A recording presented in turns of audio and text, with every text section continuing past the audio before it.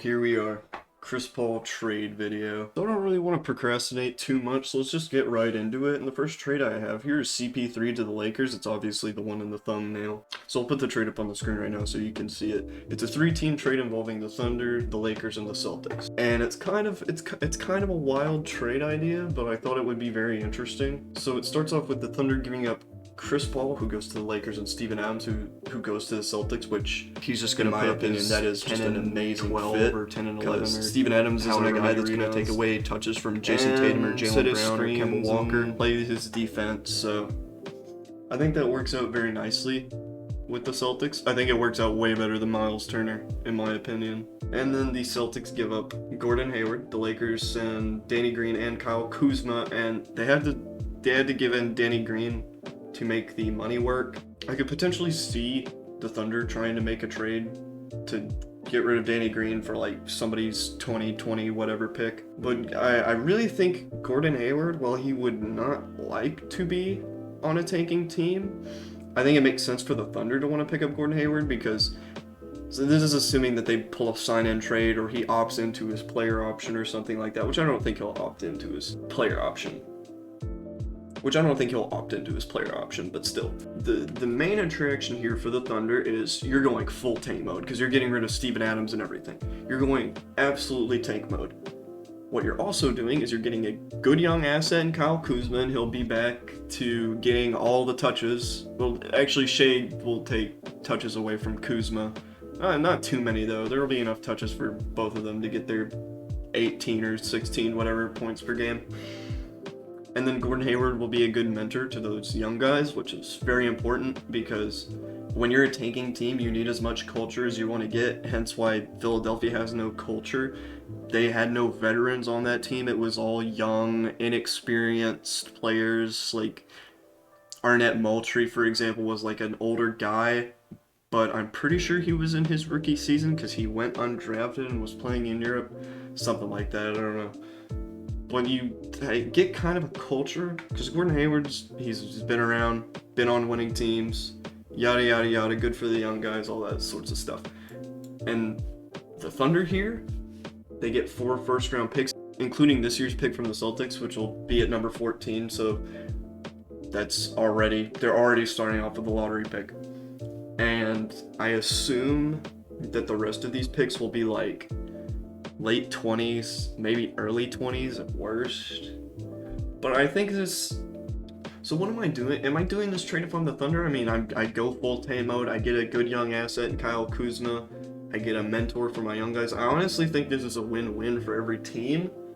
If Gordon Hayward opts into his player option, maybe if it's a sign-in trade, I feel like I could get something better. If they really want Miles Turner, I think you could probably get more for what you're giving up.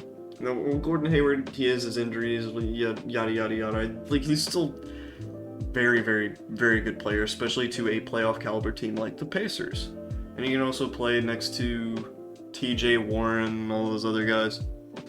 Victor Oladipo also wants out, so I don't know. I just thought this was like an interesting trade, like food for thought, really.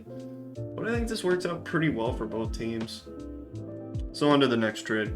CP3 to the Heat for their 2022 first, 2024 first, do a sign-in trade with Goran Dragic and Kendrick Nunn. So if I'm the Thunder, I'm not really satisfied with this trade. Yeah, you get a good mentor for Dragic and all that.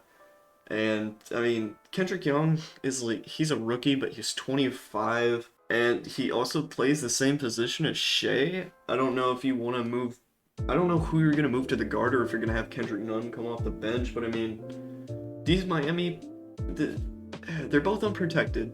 So the most valuable pick is probably going to be the 2024 pick because Chris Paul will be gone by then. Unless they keep him around, which I don't know. If they don't win anything significant, I don't see Chris Paul staying around. So that pick could potentially be something. I don't know if Jimmy Butler would be a free agent by 2024. I would assume so. He did ink up in 2020 on a 4-year deal, so ooh, he might be a free agent, or he might have a player option that he can decline. I'd go and look, but it's 9:30 at night, and I just don't feel like it. Anyways, next trade. CP3 to the Spurs. They have pieces, Aldridge, DeRozan, and the Thunder are getting back DeJounte Murray, Keldon Johnson, a 2023 top 5 protected pick, and then their 11th pick this year. I think this is a pretty good return, especially if you get Kenny Atkinson, who's known to develop his young guys. Keldon Johnson could be something. DeJounte Murray could definitely be something. Because, don't get me wrong, the Spurs have great development staff. They obviously wouldn't have guys like Ginobili or Tony Parker if they didn't. But I mean, or Kawhi Leonard. Would I do this from the Spurs? It depends. It depends on how much I value DeJounte Murray. If I think he's like the next big thing, and I don't think Chris Paul would make us much better than we are right now, I probably decline. Would I do this for the Thunder? I mean, I feel like Chris Paul's trade value is so much higher than this, but you get a guaranteed lottery pick, which is like, yeah, this is the weakest draft class we've ever seen, and blah blah blah blah, all that other stuff. But I made the point that this isn't really like the weakest draft class we've ever seen. It's just due to all that's going on in the world right now, which is fair. But I mean, I don't know. You get a guaranteed lottery pick, and I mean, DeRozan, Aldridge, Chris Paul, those guys are gonna be old. So that pick might still go to the Spurs because it might be top 5, but we don't really know. I think this makes the Spurs a playoff team, which I think that's what they want. I'm sure their goal is to make the playoffs this year, and then I honestly think they could have. Things just didn't really happen like that. The Trailblazers played really well at the end of the season and all that. I think this trade value is a little low for Chris Paul, but the Spurs definitely have the culture to get a guy like Chris Paul. So yeah, I think this makes the Spurs a lot better. If I'm the Thunder, like I said, it depends on how much they value DeJounte Murray and if they think he still has a lot of potential, which he does, but is it worth giving up Chris Paul? I mean, you were getting an 11th pick in the draft, so I think that's a pretty good return. I think if this trade was like really realistic, they'd probably have to give up more picks, I'd say. What picks could they give up? They could give up 2025 and 2027. I don't know if they could. I think they could give up 2027, but they could definitely give up 2025 because Stepien rule and all that. Anyways, on to the next trade. You get Ricky Rubio, Kelly Oubre, 2022 unprotected first, 2025 unprotected first. So, what do I think about this trade if I'm the Suns? Yeah, I'm definitely taking it. Yeah, I have to give up Kelly Oubre. I have to give up Ricky Rubio too, who was really good for us in the bubble, but I'm getting back Chris Paul, given an old Chris Paul, but you put a 3rd star around Ayton and Booker, and honestly, I think this makes the Suns a top 4 seed in the West, depending on what other teams do. Now, if I'm the Thunder, I don't know if Kelly Oubre Jr. and Ricky Rubio is enough in return. I think you might have to give up some more young guys, or maybe a couple of 2nd round picks, or you'd have to give up something, because right now I'm thinking the Thunder are going full tank mode, hence why Billy Donovan and them parted ways. And I mean, yeah, I think the Thunder want to tank. I think they want to try and draft 3 future MVPs again and just try and keep them all this time. And now we have the honorable mention, which is obviously the honorable mention has to be Chris Paul to the Timberwolves. This is probably the most value the Thunder give back out of all these other trades, and it's Jarrett Culver, which I don't want to give up. Would I give it up? And okay, before I get into the analysis, let me just all the picks. 2024 top 3 protected, lottery protected 2022, and then the 1st pick in this year's draft. I think this is a lot for a 36-year-old Chris Paul. Would I do it?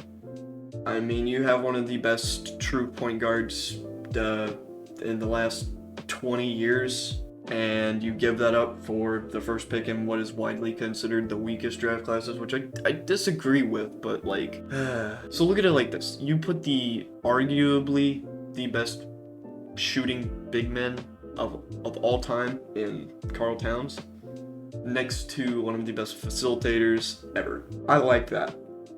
I like that a lot. Now, one big question, what happens to D'Lo in this situation? That is tough for me to answer because I genuinely don't know.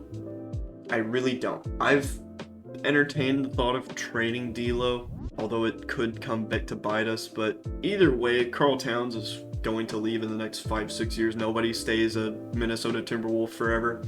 Where he goes, I couldn't even begin to tell you. That's years and years and years into the future. So would I do this if I'm the Thunder? I mean, probably. I might have to take off the lottery protection on that 2022 first, though. And I might have to also get a Koji, or maybe instead of the number 1 pick, the Thunder might want D'Lo. I doubt it, though. But if I'm the Timberwolves, yeah, that's easy. That's easy. We're contenders. There's no doubt about it. If we do this trade, do we compete with the Lakers and the Clippers? I mean, potentially, yeah. I believe so. So yeah, that about wraps it up. Thanks for watching. See ya.